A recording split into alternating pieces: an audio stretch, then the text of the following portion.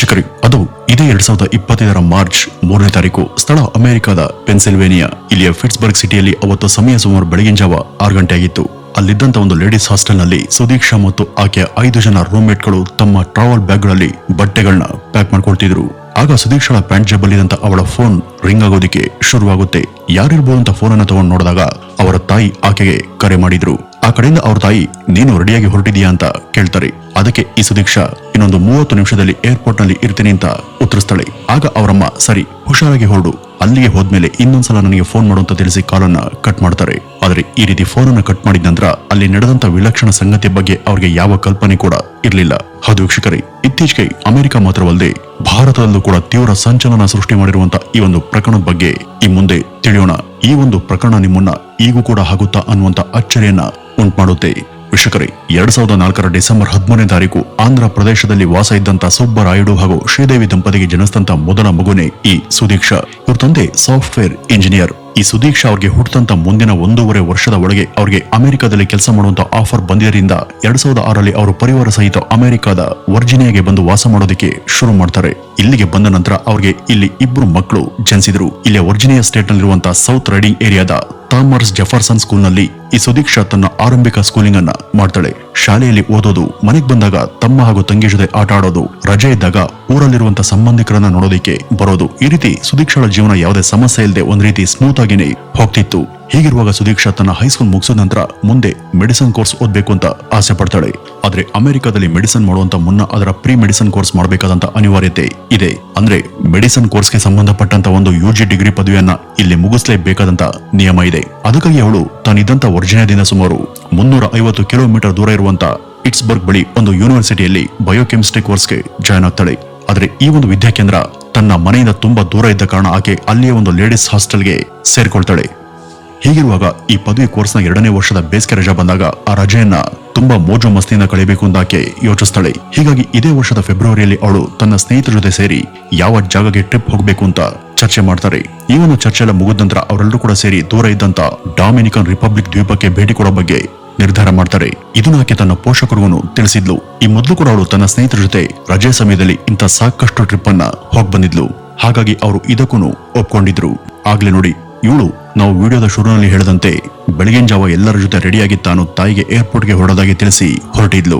ಅವಳು ಏರ್ಪೋರ್ಟ್ ಅನ್ನು ತಲುಪಿ ಫ್ಲೈಟ್ ಅನ್ನು ಹತ್ತಿ ಕೂತಾಗ ಅವಳು ಹೊರಟಿದಂತ ಆ ಒಂದು ವಿಮಾನ ಡೊಮಿನಿಕನ್ ರಿಪಬ್ಲಿಕ್ ದ್ವೀಪದಲ್ಲಿಯೇ ಸುಪ್ರಸಿದ್ಧ ಜಾಗ ಆದಂತ ಪೂಂಟಾ ಕಾನಾ ಸಿಟಿಯಲ್ಲಿ ಇಳಿಯುತ್ತೆ. ಅಲ್ಲಿ ಇಳಿದವಳು ಅಲ್ಲಿಯ ರಿಯೋ ರಿಪಬ್ಲಿಕ್ ಅನ್ನುವಂತ ಹೋಟೆಲ್ ನಲ್ಲಿ ಒಂದು ರೂಮ್ ಅನ್ನ ಬುಕ್ ಮಾಡಿ ಅಲ್ಲಿಯೇ ತಂಗ್ತಾಳೆ. ಅಲ್ಲಿ ಆಕೆ ಮತ್ತು ಆಕೆ ಸ್ನೇಹಿತರು ಎಲ್ಲರೂ ಕೂಡ ಸೇರಿ ತಾವು ತಂದಿದಂತ ಲಗೇಜ್ ಅನ್ನ ಇರಿಸಿ ಹೊರಗಡೆ ಬಂದು ಸುತ್ತಮುತ್ತ ಇದ್ದಂತ ಕೆಲವು ಜಾಗಗಳನ್ನ ಸುತ್ತಾಡ್ತಾರೆ. ಇದಾಗಿ ಮಾರ್ಚ್ 6ನೇ ತಾರೀಕಿನ ದಿನ ಸುದೀಕ್ಷಳ ಪೋಷಕರು ಅವರು ನಿರೀಕ್ಷೆ ಕೂಡ ಮಾಡದಂತ ಒಂದು ಆಘಾತಕಾರಿ ಸುದ್ದಿಯನ್ನ ಫೋನ್ ನ ಮೂಲಕ ಕೇಳ್ತಾರೆ. ಅದೇನಪ್ಪಾ ಅಂದ್ರೆ, ಸ್ನೇಹಿತರ ಜೊತೆ ದೂರದ ದೇಶಕ್ಕೆ ಹೋಗಿದ್ದಂತ ಸುದೀಕ್ಷಾ ಇದ್ದಕ್ಕಿದ್ದ ಹಾಗೆ ಮಿಸ್ಸಿಂಗ್ ಆಗಿದ್ದಾಳೆ ಅನ್ನುವಂತ ಭಯ ಖಚಿತವಾದಂತಹ ಸುದ್ದಿಯನ್ನ ಅವರು ಕೇಳಿದ್ರು. ಅವತ್ತು ಮಧ್ಯಾಹ್ನದ ಸಮಯದಲ್ಲಿ ಅವಳು ಇದ್ದಕ್ಕಿದ್ದ ಹಾಗೆ ಕಣ್ಮರೆಯಾದ್ಲು ಅನ್ನುವಂತ ಸುದ್ದಿಯನ್ನ ಅವಳ ಸ್ನೇಹಿತರು ಸುದೀಕ್ಷಳ ತಂದೆ ತಾಯಿಗೆ ಫೋನ್ ನ ಮೂಲಕ ತಿಳಿಸ್ತಾರೆ. ಅವರಿಂದ ಈ ವಿಚಿತ್ರ ಮಾಹಿತಿ ಪಡೆದಂತ ಪೋಷಕರು ಅಲ್ಲಿಗೆ ಬಂದು ಎಲ್ಲರ ಹತ್ರ ವಿಚಾರಣೆ ಮಾಡಿದಾಗ ಅಲ್ಲಿದ್ದವರಿಂದ ಕೇಳಬಂದಂತ ಉತ್ತರಗಳು ಈ ರೀತಿ ಇದ್ವು. ಈ ಸುದೀಕ್ಷಾ ಅಲ್ಲಿಗೆ ಬಂದಂತ ಮೊದಲ ದಿನವೇ ಅವರು ತಂಗಿದ್ದಂತ ರೂಮ್ ನ ಪಕ್ಕದಲ್ಲಿ ವಾಸ ಇದ್ದಂತ 22 ವರ್ಷ ವಯಸ್ಸಿನ 2 ಅಮೆರಿಕನ್ ಯುವಕರ ಜೊತೆ ಅವಳಿಗೆ ಪರಿಚಯ ಆಗುತ್ತೆ. ವಿಶೇಷವಾಗಿ ಅಲ್ಲಿದ್ದಂತ ಜೋಶುವಾ ಸ್ಟೀವನ್ ಅನ್ನುವಂತ ವ್ಯಕ್ತಿ ಜೊತೆಗೆ ಸುದೀಕ್ಷಾ ತುಂಬಾ ಆತ್ಮೀಯವಾಗಿ ಮಾತಾಡ್ತಿದ್ಲು. ಯಾವಾಗ ಅವ್ರ ಜೊತೆ ಸ್ನೇಹ ಶುರುವಾಯಿತು ಆಗ ಸುದೀಕ್ಷಾ ಮತ್ತು ಆಕೆ ಸ್ನೇಹಿತರು ಎಲ್ಲರೂ ಕೂಡ ತಮಗೆ ಪರಿಚಯ ಆದಂತ ಆ ಹೊಸ ಯುವಕರ ಜೊತೆ ಸೇರಿ ಸುತ್ತಮುತ್ತ ಇದ್ದಂತ ಎಲ್ಲಾ ಜಾಗಗಳನ್ನು ಕೂಡ ಅವ್ರ ಜೊತೆ ಸುತ್ತಾಡೋದಕ್ಕೆ ತೀರ್ಮಾನ ಮಾಡ್ತಾರೆ. ಹೀಗಿರುವಾಗ ಅಲ್ಲಿದ್ದಂತ ಅರೇನಾ ಗೋಲ್ಡ್ ಅನ್ನುವಂತ ಬೀಚ್ ಒಂದರಲ್ಲಿ ಸ್ವಲ್ಪ ಹೊತ್ತು ಎಲ್ಲರೂ ಕೂಡ ಸೇರಿ ಮೋಜಿನ ಸಮಯವನ್ನು ಕಳೆಯೋದಕ್ಕೆ ಅವತ್ತು ಪ್ಲಾನ್ ಮಾಡಿದ್ರು. ಇದು ಅಲ್ಲಿದ್ದಂತ ಒಂದು ಹೋಟೆಲ್ ಪಕ್ಕದಲ್ಲಿ ಇದ್ದಂತ ಬೀಚ್. ಆ ಹೋಟೆಲ್ ನಲ್ಲಿ ಎಲ್ಲರೂ ಕೂಡ ಒಟ್ಟಿಗೆ ಡ್ರಿಂಕ್ಸ್ ಅನ್ನ ಮಾಡೋದಕ್ಕೆ ಶುರು ಮಾಡ್ತಾರೆ. ಆಗ ಸಮಯ ಸುಮಾರು ಮಧ್ಯಾಹ್ನ 3 ಗಂಟೆ. ಹಾಗೂ ಇಲ್ಲಿಂದ ಅದೇ ದಿನದ ಸಾಯಂಕಾಲ ಸುಮಾರು 4:15ಕ್ಕೆ ಸುದೀಕ್ಷಾ ಮತ್ತು ಇತರ 7 ಜನ ಹೋಟೆಲ್ನಿಂದ ಹೊರಗಡೆ ಬರ್ತಾರೆ. ಹೀಗೆ ಹೊರಗಡೆ ಬಂದು ಬೀಚ್ ಕಡೆ ಬಂದಂತ ಆ 8 ಜನರಲ್ಲಿ ಸುದೀಕ್ಷಾ ಮತ್ತು ಸ್ಟೀವನ್ ಒಂದ್ ಕಡೆ ಹೋದ್ರೆ ಉಳಿದಂತ 6 ಜನ ಇನ್ನೊಂದ್ ಕಡೆ ಚದುರಿ ಹೋಗ್ತಾರೆ. ಅವರೆಲ್ಲರೂ ಕೂಡ ಅವರು ಇದ್ದಂತ ಜಾಗದಲ್ಲಿ ಸುಮಾರು 5 ಗಂಟೆವರೆಗೂ ಬೀಚ್ ನಲ್ಲಿ ತುಂಬಾ ಸಂತೋಷದಿಂದ ಕಾಲವನ್ನು ಕಳೆದು ಹಿಂದಿರುವಂತ ಸಮಯದಲ್ಲಿ ಸ್ಟೀವನ್ ಹಾಗೂ ಸುದೀಕ್ಷಾ ಮಾತ್ರ, ನಾವು ಈಗ ಬರೋದಿಲ್ಲ, ಇನ್ ಸ್ವಲ್ಪ ಸಮಯ ಇಲ್ಲೇ ಇದ್ದು ಆಮೇಲೆ ಬರ್ತೀವಿ, ನೀವು ಹೋಗಿ ಅಂತ ಉಳಿದವ್ರಿಗೆ ಹೇಳ್ತಾರೆ. ಸರಿ ಅಂತ ಅವಳ ಸ್ನೇಹಿತರೆಲ್ಲ ಹೋಟೆಲ್ ರೂಮ್ಗೆ ಬಂದು ಡ್ರೆಸ್ ಅನ್ನ ಚೇಂಜ್ ಮಾಡಿ ಸುದೀಕ್ಷಾ ಬಂದ್ಮೇಲೆ ಎಲ್ಲರೂ ಕೂಡ ಒಟ್ಟಿಗೆ ಊಟ ಮಾಡೋಣ ಅಂತ ಕಾಯ್ತಿರ್ತಾರೆ.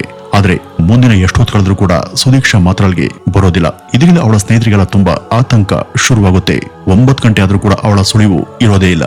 ಆ ಒಂದು ಸಮಯದಲ್ಲಿ ಈ ಸ್ಟೀವನ್ ಒಬ್ನೇ ಹೋಟೆಲ್ ಬಳಿ ಬರೋದನ್ನ ಗಮನಿಸಿದಂತ ಅವಳ ಸ್ನೇಹಿತೆಯರು ಸುದೀಕ್ಷಾ ಎಲ್ಲಿಂತ ಕೇಳಿದಾಗ ಅವರ ಪ್ರಶ್ನೆಗೆ ಅವನು ಇನ್ನೂ ಕೂಡ ಗಾಬರಿ ಪಡುವಂತ ಪ್ರತಿಕ್ರಿಯೆಯನ್ನ ಕೊಡ್ತಾನೆ. ಏನು, ಸುದೀಕ್ಷಾ ಇನ್ನೂ ಬಂದಿಲ್ವಾ? ಅವಳು ಆಗ್ಲೇ ಬಂದಲ್ಲ ಅಂತ ಆತ ಹೇಳಿದ್ದ. ಇದರಿಂದ ಇನ್ನಷ್ಟು ಗಾಬರಿಯಾದಂತ ಅವಳ ಗೆಳತಿಯರು ಅವಳು ಹೇಗೆ ಒಬ್ಳೆ ಬರ್ತಾಳೆ, ನೀನೇ ತಾನೆ ಅವಳ ಜೊತೆ ಬಹಳ ಹೊತ್ತು ಬೀಚಲ್ಲಿ ಕಾಲ ಕಳೆದದ್ದು, ನಾವಿಬ್ರು ಒಟ್ಟಿಗೆ ಬರ್ತೀವಿ, ನೀವ್ ಹೋಗಿ ಅಂತ ನೀವೇ ತಾನೆ ಹೇಳಿದ್ದು ಅಂತ ಆಕೆಯ ಸ್ನೇಹಿತರು ಕೇಳಿದ್ರು. ಆಗ ಈ ಸ್ಟೀವನ್ ಅಲ್ಲಿ ಏನೇನಾಯ್ತು ಅನ್ನೋದನ್ನ ಅವ್ರಿಗೆ ವಿವರಿಸೋದಿಕ್ಕೆ ಶುರು ಮಾಡ್ತಾನೆ. ಆದ್ರೆ ಅವ್ನು ಹೇಳಿದಂತ ಯಾವುದೇ ವಿಷಯಗಳ ಮೇಲೆ ಅವಳ ಸ್ನೇಹಿತರಿಗೆ ತಕ್ಷಣಕ್ಕೆ ನಂಬಿಕೆ ಬರ್ಲಿಲ್ಲ. ಅವರೆಲ್ಲರೂ ಕೂಡ ಒಂದ್ ರೀತಿ ಅವನ ಕಡೆ ಅನುಮಾನದ ದೃಷ್ಟಿಯಲ್ಲಿ ನೋಡೋದಿಕ್ಕೆ ಶುರು ಮಾಡ್ತಾರೆ. ಇಷ್ಟಕ್ಕೂ ಆತ ಹೇಳಿದೇನೆಂದ್ರೆ, ಅವತ್ತು ಸಂಜೆ ಅವನು ಮತ್ತು ಆಕೆ ಬೀಚ್ ನಲ್ಲಿ ಆಟ ಆಡುವಾಗ ಅವಳ ಗೆಳತಿಯರೆಲ್ಲ ಹೊರಟು ಹೋಗ್ತಾರೆ. ಅವ್ರು ಹೋದ ನಂತರ ಕಡಲ ಅಲೆಗಳಲ್ಲಿ ಇಬ್ರು ಕೂಡ ಒಟ್ಟಿಗೆ ಆಟ ಆಡ್ತಿದ್ದಾಗ ಒಂದು ಬಲವಾದಂತ ಅಲೆ ಒಂದು ಅಪ್ಪಳಿಸಿ ಅವರನ್ನ ಪ್ರತ್ಯೇಕ ಮಾಡಿ ಸ್ವಲ್ಪ ದೂರಕ್ಕೆ ಎಳೆದುಕೊಂಡು ಹೋಗುತ್ತೆ. ಅದರಿಂದ ಹೇಗೋ ಕಷ್ಟಪಟ್ಟು ತುಂಬಾ ಪ್ರಯಾಸದಿಂದ ಅವನು ಅವಳನ್ನ ಹೊತ್ಕೊಂಡು ಕಡಲಿನ ದಂಡೆ ಕಡೆಗೆ ಬಂದಿದ್ದ. ತುಂಬಾ ಸುಸ್ತಾಗಿದ್ರಿಂದ ಕಡಲ ದಂಡೆಯಲ್ಲಿ ಕೂತಂತ ಅವನು ಜೋರಾಗಿ ಉಸಿರಾಡೋದಕ್ಕೆ ಶುರು ಮಾಡಿದಾಗ ಅವನ ಪಕ್ಕದಲ್ಲಿ ಕೂತಿದ್ದಂತ ಸುದೀಕ್ಷಾ ಸಡನ್ ಆಗಿ ಎದ್ದು ತಾನ್ ಮಾತ್ರ ನಡೆದುಕೊಂಡು ಹೋಗ್ತಾಳೆ. ಅವಳು ಈ ರೀತಿ ಹೋಗಿದ್ದನ್ನ ನೋಡಿ ಅಚ್ಚರಿಪಟ್ಟಂತ ಈತ ಏನಾಯ್ತು, ಆರ್ ಯು ಓಕೆ ಅಂತ ಕೇಳಿದ. ಅವನ ಪ್ರಶ್ನೆಗೆ ಏನು ಕೂಡ ಉತ್ತರ ಕೊಡದಂತ ಆಕೆ ಮೌನವಾಗಿನೇ ಅಲ್ಲಿ ಒಂದಷ್ಟು ದೂರಕ್ಕೆ ನಡೆದುಕೊಂಡು ಹೋಗ್ತಾಳೆ. ಬಹುಶಃ ಆಕೆ ಫ್ರೆಂಡ್ಸ್ ಹತ್ರ ಹೋಗ್ತಿರ್ಬೇಕು ಅಂತ ಭಾವಿಸಿದಂತ ಆತ ತುಂಬಾ ಸುಸ್ತಾಗಿದ್ರಿಂದ ಸ್ವಲ್ಪ ಹೊತ್ತು ಹಾಗೇನೆ ನಿದ್ದೆಗೆ ಜಾರಿದ್ದ. ಅವನಿಗೆ ಎಚ್ಚರಾದಾಗ ರಾತ್ರಿ ಸುಮಾರು 8:45 ಆಗಿತ್ತು. ಸುತ್ತ ನೋಡಿದಾಗ ಸುದೀಕ್ಷಾ ಎಲ್ಲೂ ಕೂಡ ಕಾಣಿಲ್ಲ. ಲಾಸ್ಟ್ ಟೈಮ್ ಅವಳನ್ನ ತಾನು ಅಲೆಗಳ ಹೊಡೆತದಿಂದ ಕಾಪಾಡಿ ಹೊತ್ಕೊಂಡು ತಂದದ್ದು ಹಾಗೂ ಅವಳು ಎದ್ದು ಏನು ಕೂಡ ಮಾತನಾಡದೆ ನಡೆದುಕೊಂಡು ಹೋಗಿದ್ದು ಮಾತ್ರ ಆತನಿಗೆ ನೆನಪಾಯ್ತು. ಸರಿ ಅಂತ ಅವನು ತನ್ನ ಪಾಡಿಗೆ ತಾನು ರೂಮ್ನ ಕಡೆ ಬಂದೆ ಅಂತ ಆತ ತಿಳಿಸಿದ್ದ. ಆದ್ರೆ ಯಾಕೋ ಅವ್ರಿಗೆ ಇವನು ಹೇಳಿದ್ರಲ್ಲಿ ನಂಬಿಕೆ ಬರ್ಲಿಲ್ಲ.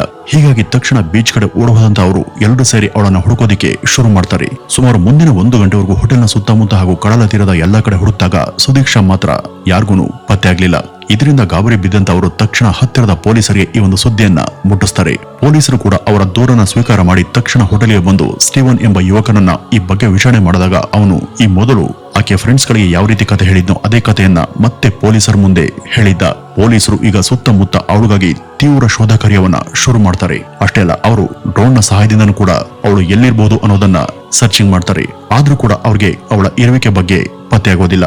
ಈ ಎಲ್ಲಾ ವಿಷಯಗಳನ್ನ ತಮ್ಮ ಮಗಳ ಗೆಳತಿಯರಿಂದ ಕೇಳಿ ತಿಳ್ಕೊಂಡಂತ ಸುದೀಕ್ಷಳ ಪೋಷಕರು ತಾವು ಕೂಡ ಪೊಲೀಸರ ಬಳಿ ಬಂದು ಈ ಬಗ್ಗೆ ವಿಚಾರಣೆ ಮಾಡಿದಾಗ ಇನ್ನೂ ಕೂಡ ಸುದೀಕ್ಷಾ ಎಲ್ಲಿದ್ದಾಳೆ ಅನ್ನುವಂತ ಮಾಹಿತಿ ಗೊತ್ತಾಗಿಲ್ಲ ಅನ್ನೋದು ಕೂಡ ಅವ್ರಿಗೆ ಪೊಲೀಸರಿಂದ ತಿಳಿಯುತ್ತೆ. ಪೊಲೀಸರ ಈ ಒಂದು ಮಾತನ್ನ ಕೇಳಿ ಇನ್ನಷ್ಟು ದಿಗ್ಭ್ರಾಂತರಾದಂತ ಸುದೀಕ್ಷಳ ಪೋಷಕರು ತಮ್ಮ ಮಗಳಿಗೆ ಏನಾಯ್ತು, ಅವಳು ಎಲ್ಲಿದ್ದಾಳೆ, ಅವಳು ಎಲ್ಲಿ ಹೋದ್ಲು ಅನ್ನುವಂತ ಭಯದಿಂದ ದುಃಖಿಸೋದಿಕ್ಕೆ ಶುರು ಮಾಡ್ತಾರೆ.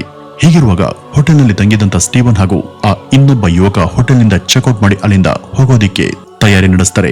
ಆದ್ರೆ ಈ ಒಂದು ವಿಷಯ ಪೊಲೀಸ್ಗೆ ಗೊತ್ತಾಗಿ ತಕ್ಷಣವೇ ಅವರು ಅವರನ್ನ ಏರ್ಪೋರ್ಟ್ ನಲ್ಲಿ ಬಂಧಿಸಿ ಅವ್ರ ಬಳಿ ಇದ್ದಂತ ಪಾಸ್ಪೋರ್ಟ್ ಅನ್ನ ತಮ್ಮ ವಶಕ್ಕೆ ಪಡೆದು ಕೂಡಲೇ ಕೋರ್ಟ್ಗೆ ಅವರನ್ನ ಸಬ್ಮಿಟ್ ಮಾಡ್ತಾರೆ. ಕೋರ್ಟ್ ಅವ್ರ ಮೇಲೆ ಇರುವಂತ ಆರೋಪಗಳನ್ನ ಕೇಳಿ ಪಾಸ್ಪೋರ್ಟ್ ಅನ್ನ ರದ್ದು ಮಾಡಿ ಪೊಲೀಸರಿಗೆ ಅವರನ್ನ ಕಸ್ಟಡಿಗೆ ತಗೊಳ್ಳಿ ಎಂಬ ಆದೇಶವನ್ನ ಕೊಡುತ್ತೆ. ಈಗ ಪೊಲೀಸರು ಅವರಿಬ್ಬರನ್ನ ಅರೆಸ್ಟ್ ಮಾಡಿ ಆ ಒಂದು ಪ್ರಕರಣ ಬಗೆಹರಿಯವರೆಗೂ ನೀವು ಎಲ್ಲಿಗೂ ಹೋಗಬಾರ್ದು ಅಂತ ಅವರನ್ನ ದಿಗ್ಬಂಧನ ಮಾಡ್ತಾರೆ.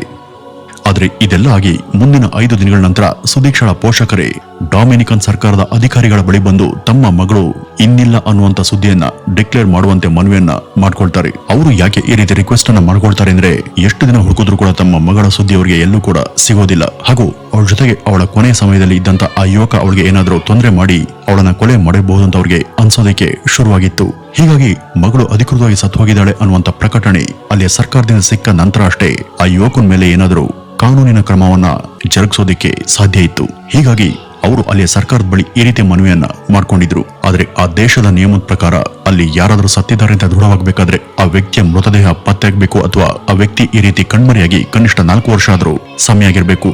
ಇಲ್ಲವಾದಲ್ಲಿ ಯಾರನ್ನು ಕೂಡ ಈ ರೀತಿ ಸತ್ತಿದ್ದಾರೆ ಅಂತ ಡಿಕ್ಲೇರ್ ಮಾಡೋದಕ್ಕೆ ಸಾಧ್ಯ ಇರಲಿಲ್ಲ. ಇದನ್ನ ಕೇಳದಂತ ಸುದೀಕ್ಷಳ ಪೋಷಕರಿಗೆ ತೀವ್ರ ನಿರಾಸೆ ಉಂಟಾಗಿತ್ತು. ಇಷ್ಟೆಲ್ಲದರ ಮಧ್ಯ ಅಂದ್ರೆ ಮಾರ್ಚ್ 18ನೇ ತಾರೀಕು ಆ ಸ್ಟೀವನ್ ಅನ್ನುವಂತ ಯುವಕನ ಪೋಷಕರು ಅಲ್ಲಿಯ ಕೋರ್ಟ್ ನಲ್ಲಿ ಒಂದು ಹೆಬಿಯಸ್ ಕಾರ್ಪಸ್ ಪಿಟಿಷನ್ ಅನ್ನ ತಮ್ಮ ಲಾಯರ್ ಮೂಲಕ ಸಲ್ಲಿಸ್ತಾರೆ. ಹೀಗಾಗಿ ಪೊಲೀಸರು ಈಗ ಬೇರೆ ದಾರಿ ಇಲ್ಲದೆ ಅವನನ್ನ ಕೋರ್ಟ್ಗೆ ಹಾಜರುಪಡಿಸ್ತಾರೆ. ಅವನನ್ನ ಅಲ್ಲಿಯ ನ್ಯಾಯಾಧೀಶರು ಏನ್ ನಡೀತು ಅಂತ ಕೇಳಿದಾಗ ಅವನು ತನ್ನ ಅದೇ ಹಳೆ ಕಥೆಯನ್ನ ಅವ್ರಿಗೂ ತಿಳಿಸಿ ನನಗೂ ಇದಕ್ಕೂ ಯಾವುದೇ ಸಂಬಂಧ ಇಲ್ಲ ಅಂತ ಹೇಳ್ತಾನೆ. ಅಲ್ಲಿಯ ಸಿಸಿಟಿವಿ ಕ್ಯಾಮೆರಾದಲ್ಲಿ ಅವನು ಅವಳ ಜೊತೆಗೆ ಹೋಟೆಲ್ ನಲ್ಲಿ ಭೇಟಿ ಮಾಡಿದ್ದು, ಅಲ್ಲೊಂದ್ ಕಡೆ ಅವಳ ಜೊತೆ ಡ್ರಿಂಕ್ಸ್ ಮಾಡಿದ್ದು, ಸುತ್ತಾಡಿದ್ದು ಇದೆಲ್ಲದರ ರೆಕಾರ್ಡ್ ಇತ್ತಾದ್ರೂ ಕೊನೆಯಲ್ಲಿ ಬೀಚ್ಗೆ ಹೋಗಿ ಸುತ್ತಾಡಿದರ ಬಗ್ಗೆ ಯಾವುದೇ ಸಿಸಿಟಿವಿ ದೃಶ್ಯ ಇರಲಿಲ್ಲ. ಇವನೇ ಅವಳಿಗೆ ಏನಾದ್ರೂ ಮಾಡಿದ್ದಾರೆ ಅನ್ನೋದಕ್ಕೆ ಯಾವುದೇ ಒಂದು ಬಲವಾದಂತಹ ಸಾಕ್ಷಿ ಕೋರ್ಟ್ಗೆ ಸಿಗ್ಲಿಲ್ಲ. ಅದರ ಆಧಾರದ ಮೇಲೆ ಅಷ್ಟೇ ಅವನು ತಪ್ಪಿತಸ್ಥ ಅಥವಾ ಅಪರಾಧಿ ಅಂತ ದೃಢೀಕರಿಸೋದಿಕ್ಕೆ ಸಾಧ್ಯ. ಕೇವಲ ಆಕೆ ಜೊತೆ ಓಡಾಡಿದ್ದಾನೆ, ಸುತ್ತಾಡಿದ್ದಾನೆ ಅನ್ನುವಂತ ಸಾಕ್ಷಿ ಅಥವಾ ವಾದದ ಮೇಲೆ ಅವನನ್ನ ಅಪರಾಧಿ ಅಂತ ಸಾಬೀತು ಮಾಡೋದಕ್ಕೆ ಸಾಧ್ಯ ಇಲ್ಲ. ಇದೆಲ್ಲದರ ಜೊತೆ ಅವನು ಬೀಚ್ಗೆ ಹೋಗಿ ಕಾಲ ಕಳೆದಂತ ಸಮಯದಲ್ಲಿ ಸುತ್ತಮುತ್ತ ಹೆಚ್ಚು ಜನ ಕೂಡ ಇರಲಿಲ್ಲ. ಹೀಗಾಗಿ ಇವರನ್ನ ಬೀಚ್ ನಲ್ಲಿ ಒಟ್ಟಿಗೆ ನೋಡದಂತ ಯಾವುದೇ ಪ್ರತ್ಯಕ್ಷ ಸಾಕ್ಷಿ ಕೂಡ ಇರಲಿಲ್ಲ. ಆದ್ರಿಂದ ಇವನ್ ಮೇಲೆ ಇರುವಂತಹ ಆರೋಪಗಳನ್ನ ಸಾಕ್ಷಿ ಸಹಿತ ಪೊಲೀಸ್ ಸಾಬೀತು ಮಾಡೋದಕ್ಕೆ ಸೋತಿದೆ ಅಂತ ಹೇಳಿ ಅಲ್ಲಿಯ ಕೋರ್ಟ್ ಅವನನ್ನ ಬಿಡುಗಡೆ ಮಾಡುತ್ತೆ.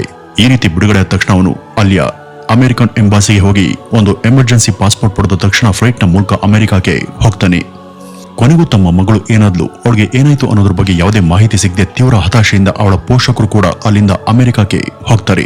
ಈಗ ಆಕೆ ಈ ರೀತಿ ಕಣ್ಮರೆಯಾದಂತಹ ಸುದ್ದಿ ಅಮೆರಿಕ ಹಾಗೂ ಭಾರತ ಈ ಎರಡು ದೇಶಗಳಲ್ಲೂ ಕೂಡ ಅವುಗಳ ಸೋಷಿಯಲ್ ಮೀಡಿಯಾಗಳಲ್ಲಿ ತೀವ್ರ ಚರ್ಚೆಗೆ ಗುರಿಯಾಗುತ್ತೆ. ಇಷ್ಟೆಲ್ಲ ಆದ್ರೂ ಕೂಡ ಡೊಮಿನಿಕನ್ ದೇಶದ ಪೊಲೀಸರು ಆ ಒಂದು ಮಿಸ್ಸಿಂಗ್ ಕೇಸನ್ನ ಇನ್ನೂ ಕೂಡ ತಾವು ಇನ್ವೆಸ್ಟಿಗೇಟ್ ಮಾಡ್ತಾನೆ ಇದ್ದೀವಿ ಅಂತ ತಿಳಿಸಿದ್ರು.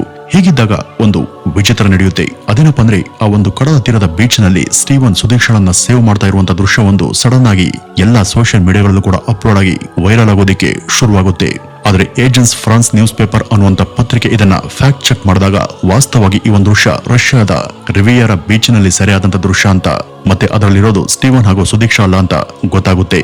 ಈಗ ಇಲ್ಲಿ ಕೋರ್ಟ್ ಹಾಗೂ ಇತರರ ಹತ್ರ ಈ ಸ್ಟೀವನ್ ಅನ್ನುವಂತ ಯುವಕ ಸುದೀಕ್ಷಳ ಕೊನೆ ಕ್ಷಣಗಳ ಬಗ್ಗೆ ಹೇಳದಂತ ಹೇಳಿಕೆಯನ್ನ ನಾವಿಲ್ಲಿ ಗಮನಿಸಬೇಕಾಗುತ್ತೆ. ಮುಖ್ಯವಾಗಿ ಆ ಒಂದು ಹೇಳಿಕೆಯಲ್ಲಿ ಯಾವುದೇ ಸೆನ್ಸ್ ಅಥವಾ ಲಾಜಿಕ್ ಅನ್ನೋದು ಇಲ್ವೇ ಇಲ್ಲ. ಯಾಕೆಂದ್ರೆ ಅವನು ಹೇಳಿದ್ದು ನಾವಿಬ್ರು ಕೂಡ ಅಲೆಗಳ ಹೊಡೆತಕ್ಕೆ ಸಿಲುಕಿ ಚೆದರಿ ಹೋದ್ವಿ ಅಂತ, ಆಮೇಲೆ ನಾನು ಅವಳನ್ನ ಹೊತ್ಕೊಂಡು ಬೀಚಿನ ಮರಳ ಮೇಲೆ ನಡ್ಕೊಂಡು ಬಂದೆ ಅಂತ ಹೇಳಿದ್ದ. ಅಲ್ಲಿಂದ ಅವಳು ಸಡನ್ ಆಗಿ ಎದ್ದು ಒಬ್ಳೆ ಏನು ಕೂಡ ಮಾತನಾಡದೆ ನಡೆದು ಹೋದ್ಲು ಅಂತ ಆತ ಹೇಳಿದ್ದ. ಈ ರೀತಿ ಅವಳು ನಡೆದು ಹೋಗಿದ್ದೆ ನಿಜ ಆದ್ರೆ ಅವಳು ಹೋಟೆಲ್ ರೂಮ್ ಅಲ್ಲದೆ ಬೇರೆ ಇನ್ನೆಲ್ಲಿಗೆ ತಾನೆ ಹೋಗೋದಕ್ಕೆ ಸಾಧ್ಯ? ಆ ಒಂದು ಸಮಯದಲ್ಲಿ ಇಬ್ರು ಕೂಡ ಕುಡಿದಿದ್ರು. ಅವನು ಕೂಡ ಕುಡದಂತ ನಶೆ ಮತ್ನಲ್ಲೇ ಇದ್ದ. ಹಾಗಾಗಿ ಅವಳು ಬಹುಶಃ ಸಮುದ್ರದ ಒಳಗೆ ಮುಳುಗಿ ಹೋಗಿರಬಹುದು, ಮತ್ತೆ ಇವನು ಕೂಡ ಕುಡದಂತ ಮತ್ತಲ್ಲಿ ಅದನ್ನ ನೋಡದೇ ಇರಬಹುದು ಅಂತ ಅನ್ಕೊಂಡು ಕೂಡ ಮುಳುಗಿ ಹೋದಂತ ಅವಳ ದೇಹ ಕೆಲವು ದಿವಸ ಆದ್ಮೇಲೆ ಅಟ್ಲೀಸ್ಟ್ ತೇಲ್ಬೇಕಿತ್ತಲ್ವಾ? ಆ ರೀತಿ ಕೂಡ ಆಗ್ಲಿಲ್ಲ. ಅದಲ್ಲದೆ ಅವಳು ಎದ್ದು ಹೋದ ನಂತರ ಎಲ್ಲಾದ್ರೂ ಹೊರಗಡೆ ಅವಳಿಗೆ ತೊಂದರೆ ಆಗಿರಬಹುದು ಅಂತ ಅಂದ್ಕೊಂಡ್ರು. ಅಲ್ಲಿರುವಂತ ಯಾವುದೇ ಸಿಸಿಟಿವಿ ಒಂದರಲ್ಲೂ ಕೂಡ ಆಕೆ ದೃಶ್ಯ ರೆಕಾರ್ಡ್ ಆಗಿಲ್ಲ. ಸರಿ, ಸಮುದ್ರದಲ್ಲಿ ಇರುವಂತ ಅವಳನ್ನ ಅಲ್ಲಿರುವಂತ ಶಾರ್ಕ್ ಸೇರಿ ಮೊದಲಾದಂತ ಯಾವ್ದಾದ್ರು ಅಪಾಯಕಾರಿ ಜೀವಿ ದಾಳಿ ಮಾಡಿ ಕೊಂದಿರಬಹುದಂತ ಕೂಡ ನಾವಿಲ್ಲಿ ಊಹೆ ಮಾಡೋಣ. ಆದ್ರೆ ಜನಸಂದಣಿ ಇರುವಂತ ಬೀಚ್ಗಳಲ್ಲಿ ಇಂಥ ಅಪಾಯಗಳು ಆಗೋದು ತುಂಬಾ ಅಪರೂಪ. ಇವಳ ವಿಷಯದಲ್ಲಿ ಹಾಗಾಯ್ತು ಅಂತ ಅಂದ್ಕೊಂಡ್ರು ಕೂಡ ಸ್ಟೀವನ್ ಕೊಟ್ಟಂತ ಹೇಳಿಕೆ ಅದಕ್ಕೆ ವಿರುದ್ಧವಾಗಿನೇ ಇದೆ. ಯಾಕೆಂದ್ರೆ ಅವನೇ ಹೇಳದಂತೆ ಅವಳನ್ನ ಹೊತ್ಕೊಂಡು ಬಂದು ಸುರಕ್ಷಿತವಾಗಿ ತನ್ನ ಪಕ್ಕದಲ್ಲೇ ಕೂರಿಸ್ಕೊಂಡಿದ್ದ ಹಾಗೂ ಅವಳು ಅಲ್ಲಿಂದ ಎದ್ದು ನಡೆದು ಹೋದ್ಲು ಅನ್ನೋದನ್ನ ಅವನೇ ಹೇಳಿಕೆ ಕೊಟ್ಟಿದ್ದ. ಈ ರೀತಿ ಹೋದವಳು ಇನ್ನೊಂದ್ಸಲ ಮತ್ತೆ ಬೀಚ್ ಬಳಿ ಬಂದು ಯಾವ್ದಾದ್ರು ಜೀವಿಯಿಂದ ಅದರ ದಾಳಿಗೆ ಅಥವಾ ಬೇರೆ ಏನಾದ್ರೂ ತೊಂದರೆಗೆ ಸಿಲ್ಕೋದಿಕ್ಕೆ ಸಾಧ್ಯನೇ ಇಲ್ಲ. ಅಷ್ಟು ದಿನಗಳ ತೀವ್ರ ಹುಡುಕಾಟದಲ್ಲೂ ಕೂಡ ಅವಳು ಹೋಟೆಲ್ ಸುತ್ತಮುತ್ತ, ಬೀಚಿನ ಸುತ್ತಮುತ್ತ ಹಾಗೂ ಅಲ್ಲಿಂದ ಕಾಡಿನ ಒಳಗೂ ಕೂಡ ಪತ್ತೆಯಾಗಿಲ್ಲ. ಡ್ರೋನ್ ನ ಸಹಾಯದಿಂದ ಹುಡುಕಾಟ ಮಾಡಿದ್ರೂ ಕೂಡ ಅವಳ ಪತ್ತೆ ಆಗ್ಲಿಲ್ಲ. ಇದೆಲ್ಲ ನೋಡಿದ್ರೆ ಒಂದು ಸ್ಟೀವನ್ ಅನ್ನುವಂತ ಯುವಕ ಅವಳಿಗೆ ತಾನೇ ಏನಾದ್ರೂ ತೊಂದರೆ ಕೊಟ್ಟು ಸುಳ್ಳು ಹೇಳ್ತಾ ಇದ್ದಾನ ಅಥವಾ ಅವನು ಹೇಳಿದ್ದು ನಿಜ ಅಂತ ಅನ್ಕೊಂಡ್ರು ಅವಳು ಈ ರೀತಿ ನಡೆದು ಹೋದ ನಂತರ ಬೇರೆ ಯಾರೋ ಅವಳಿಗೆ ತೊಂದರೆ ಕೊಟ್ಟು ಅವಳನ್ನ ಕೊಲೆ ಮಾಡಿ ದೇಹವನ್ನ ಯಾರಿಗೂ ಗೊತ್ತಾಗದ ಹಾಗೆ ಎಲ್ಲೋ ಒಂದ್ ಕಡೆ ಡಿಸ್ಪೋಸ್ ಮಾಡಿರಬಹುದು, ಅಥವಾ ಈ ಒಂದು ಕೆಲಸವನ್ನ ಅವನೇ ಮಾಡಿ ತಾನೇ ಕತೆ ಕಟ್ಟಿ ಎಲ್ಲರನ್ನ ಸುಲಭವಾಗಿ ನಂಬಿಸಿ ಜಾರ್ಕೊಂಡಿರಬಹುದು. ಇದೆಲ್ಲ ಗೊತ್ತಾಗಬೇಕು ಅಂದ್ರೆ ಅಲ್ಲಿಯ ಪೊಲೀಸ್ ಅವನನ್ನ ಹಿಡಿದು ತೀವ್ರ ವಿಚಾರಣೆಯನ್ನ ನಡೆಸಬೇಕಿತ್ತು. ಆದ್ರೆ ಅಲ್ಲಿಯ ಕಾನೂನಿನ ನಿಯಮದ ಪ್ರಕಾರ ಹಾಗೂ ಯಾವುದಕ್ಕೂ ಕೂಡ ಸರಿಯಾದ ಸಾಕ್ಷಿ ಇಲ್ಲದಿರೋದ್ರಿಂದ ಅವನನ್ನ ವಿಚಾರಣೆ ಮಾಡೋದು ಸಾಧ್ಯ ಆಗಿರಲಿಲ್ಲ. ವೀಕ್ಷಕರೇ, ನಮ್ಮಲ್ಲಿ ಇಂಥ ಎಷ್ಟೋ ವಿಚಿತ್ರ ಘಟನೆಗಳು ನಡೀತವೆ. ಇಂಥ ಎಷ್ಟೋ ಜನ ವಿದೇಶಗಳಲ್ಲಿ ಯಾರೋ ಅಪರಿಚಿತರನ್ನ ತುಂಬಾ ಸರಳವಾಗಿ ನಂಬಿ ತಮ್ಮ ಜೀವನವನ್ನೇ ಈ ರೀತಿ ಅಂತ್ಯ ಮಾಡ್ಕೊಳ್ತಾರೆ. ಇಂಥ ಸಾಕಷ್ಟು ಘಟನೆಗಳನ್ನ ನಾವು ಈ ಮೊದಲು ಕೂಡ ಇದೇ ವಾಹಿನಿಯಲ್ಲಿ ಚರ್ಚೆ ಮಾಡಿದ್ದೇವೆ. ಅಂತ ಎಲ್ಲಾ ಘಟನೆಯಲ್ಲೂ ಕೂಡ ನಾವು ಮೇಲಿಂದ ಮೇಲೆ ಹೇಳೋದು ಒಂದೇ ಮಾತು. ಅದೇನಪ್ಪಾ ಅಂದ್ರೆ ಅಪರಿಚಿತರು ಯಾವತ್ತೂ ಅಪಾಯಕಾರಿನೇ. ಸ್ಟ್ರೇಂಜರ್ಸ್ ಆರ್ ವೆರಿ ಡೇಂಜರ್ ಅನ್ನುವಂತ ಒಂದು ಮಾತೇ ಇದೆ. ಹೀಗಾಗಿ ಪರಿಚಯ ಇಲ್ಲದಿರೋರ ಹತ್ರ ನಾವು ಅವರಿಂದ ಅಂತರ ಕಾಯ್ದುಕೊಂಡು ನಮ್ಮ ಸುರಕ್ಷತೆಯಲ್ಲಿ ನಾವು ಎಚ್ಚರಿಕೆಯಿಂದ ಇರೋದು ತುಂಬಾ ಮುಖ್ಯ. ಇನ್ನು ಈ ಸುದೀಕ್ಷಳ ಘಟನೆ ಬಗ್ಗೆ ಹೇಳಬೇಕು ಅಂದ್ರೆ ಅವಳು ರಜೆ ಖುಷಿ ಅನುಭವಿಸುವಂತ ಸಲುವಾಗಿ ತಾನು 6 ಜನ ಗೆಳತಿಯರ ಜೊತೆ ಬಂದಿದ್ಲು. ಅವಳು ಒಬ್ಳೆ ಬಂದಿದ್ರೆ ಅವಳ ಕತೆ ಬೇರೆ, ಆದ್ರೆ ಅವಳು ಅವಳ 6 ಜನ ಗೆಳತಿಯರ ಜೊತೆ ಬಂದಿದ್ಲು. ಸುದೀಕ್ಷೆಯಲ್ಲಿ ತಾನು ಸ್ವಲ್ಪ ಎಚ್ಚರಿಕೆ ವಹಿಸಿದ್ರು ಕೂಡ ಇಂಥ ಅನಾಹುತ ನಡೀತಾ ಇರಲಿಲ್ಲ. ಅವಳು ಅಲ್ಲಿ ಪರಿಚಯ ಆದಂತ ಆ ಯುವಕರ ಜೊತೆ ಸುತ್ತಾಡದೆ ತನ್ನ ಸ್ನೇಹಿತರ ಜೊತೆ ಮಾತ್ರ ಇದ್ದಿದ್ರೆ ಬಹುಶಃ ಆಕೆ ಸುರಕ್ಷಿತವಾಗಿ ಮನೆಗೆ ವಾಪಸ್ ಬರ್ತಿದ್ಲು. ಇಂಥ ಒಂದು ಕೆಟ್ಟ ಕಾಲದಲ್ಲಿ ನಾವು ತಮ್ಮ ಸ್ವಂತದವರನ್ನ ನಂಬೋದಕ್ಕೆ ಸಾಧ್ಯ ಇಲ್ಲದಿದ್ದಾಗ ಇನ್ನು ಯಾವುದೋ ದೇಶದ ಯಾರೋ ಅಪರಿಚಿತರನ್ನ ನಮ್ಮವರು ಅಂತ ಅಂದ್ಕೊಂಡು ಅವ್ರ ಜೊತೆ ಸುತ್ತೋದು ತುಂಬಾ ಮೂರ್ಖತನದ ಕೆಲಸ. ಒಟ್ಟಿನಲ್ಲಿ ಕೊನೆಗೂ ಈ ಸುದೀಕ್ಷಾ ಏನಾದ್ಲು, ಆಕೆ ಬದುಕಿದ್ದಾಳ ಸತ್ತಿದ್ದಾಳ, ಇದ್ಯಾವುದು ಕೂಡ ಇದುವರೆಗೂ ಗೊತ್ತಾಗಿಲ್ಲ ಅಂತ ಹೇಳ್ತಾ ಇವತ್ತಿನ ಈ ಒಂದು ವಿಡಿಯೋವನ್ನ ಇಲ್ಲಿಗೆ ಮುಗಿಸೋಣ. ನಮಸ್ಕಾರ.